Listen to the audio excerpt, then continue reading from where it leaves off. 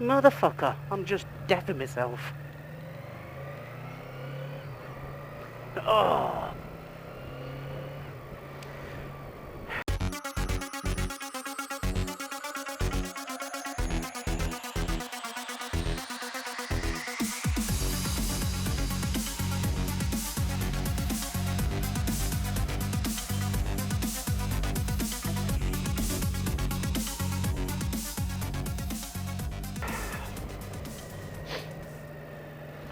Somebody said to me the other day that I live in such beautiful country, and they're not far wrong. I do actually, and I'm lucky. I am very, very lucky as to where I actually live. Although it is Peterborough in the UK. I keep thinking there's a person back there every time I go past there. Freaks me out. It's not, it's rubbish. I have the luxury of living not very far away from a great road, or great roads. There's lots of great roads actually for motorcycling, especially in the UK, which I think is why, he says, am I shouting again? I don't know. Which I think is why we have quite a few of the motorcycle magazines based in Peterborough, because we do seem to have some of the greatest roads. And the one road I'm talking about in particular, which I'm heading to now, is used quite regularly. Calm down, calm down. Somebody's vomited somewhere. By the, oh, that was a bit silly. Motorcycle magazines for bike reviews. He says, I can't see because of the sun. Oh, that was really shitty, that one was. Yeah, so I say, it's used by the bike magazines for reviewing the motorcycles. Believe it or not, it actually was originally the A1 going through Peterborough. And before they actually moved the A1, oh God, keep doing that. Before they actually moved the A1, to where it is now.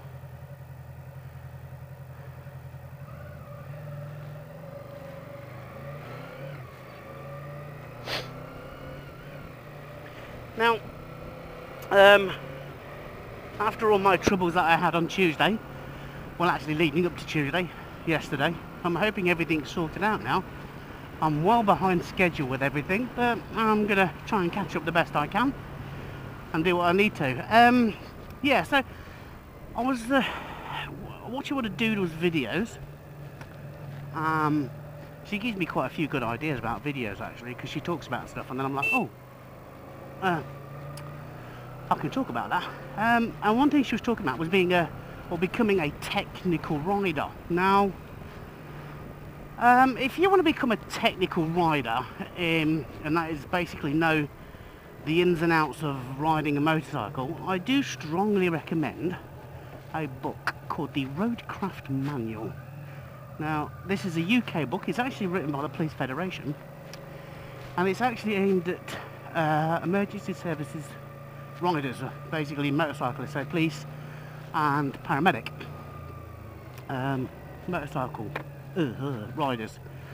I do believe in the UK, in the USA, they have Keith codes, twist the wrist. But of course, we're British. Yeah, we're British, Albine. We have the Roadcraft Manual. It's a manual of it's a manual. What? I'm tripping over my words already. A system of vehicular control. That's the word I'm looking for. Now, you can get it on Amazon, both the Kindle edition or paperback. I've had an old copy for a long time, and I just realised I've actually revamped it. So I actually bought a new copy this morning. Actually, had a quick browse over it, and I've got to say they've gone into a lot more detail now. They've actually bringing in a lot more physical and psychological aspects of motorcycling into the actual book. Now it's all right. Most people, as I say, in the UK, we have to go through a specific process to get our motorcycle license. We have to follow a strict process in regards to the motorcycles we can and cannot have. So when you turn 16 years old, you can have obviously a 50cc motorbike, moped. We tend to call them mopeds. Anything less than 100cc tend to be called mopeds. So you get a 50cc moped.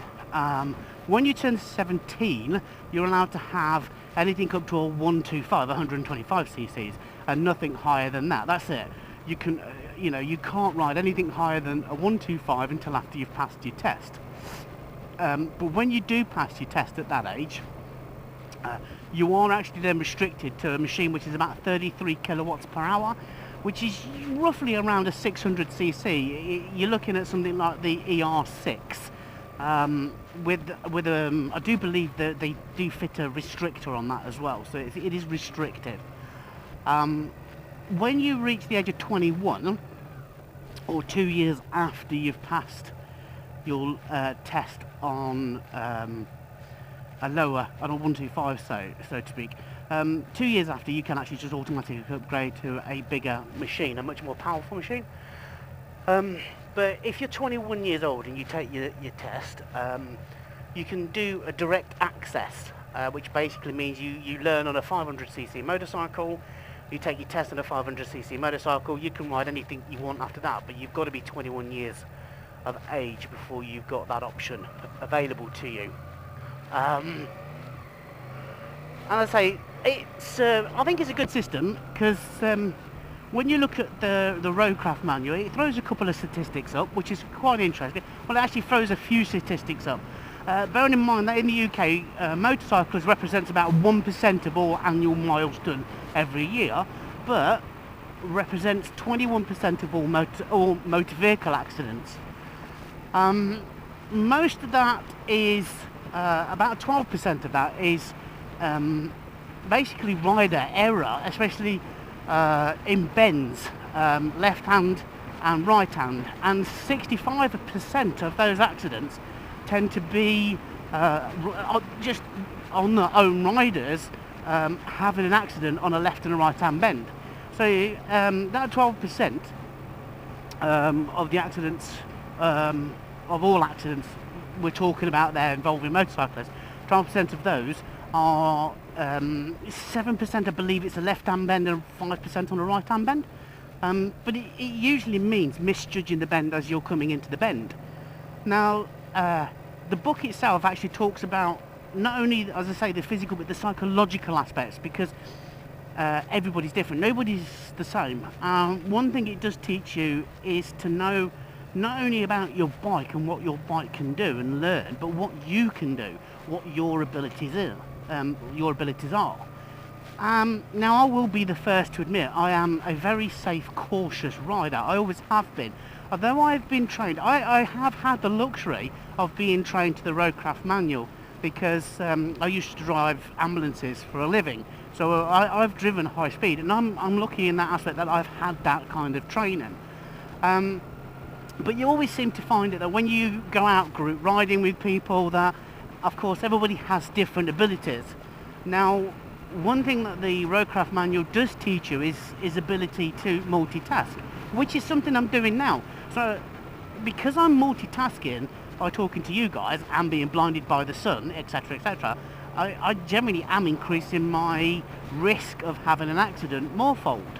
Not only that, the temperature is going to affect it. Bearing in mind your extremities lose body heat more than what your actual body does. So for example, my hands, they get to about 14 or 15 degrees Celsius, which then, you start losing the sensation and they don't work as well, which is true, they don't.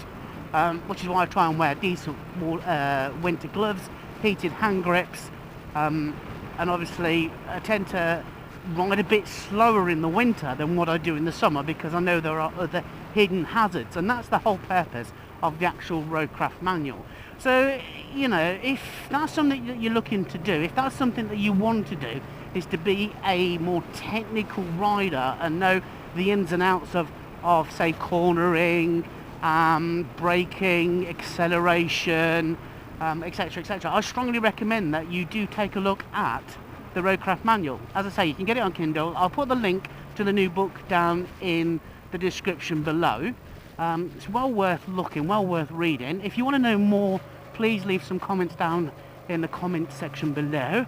I'm more than happy to answer any questions, because at the end of the day, that's the kind of person I am.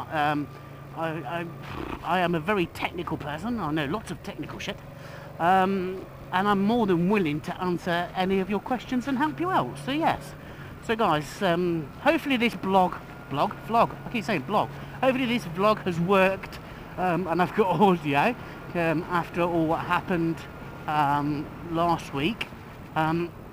If you like this video, give it a thumbs up. Don't forget to subscribe. You can follow me on Facebook, Instagram, and you can tweet me on Twitter at Nige-Rider.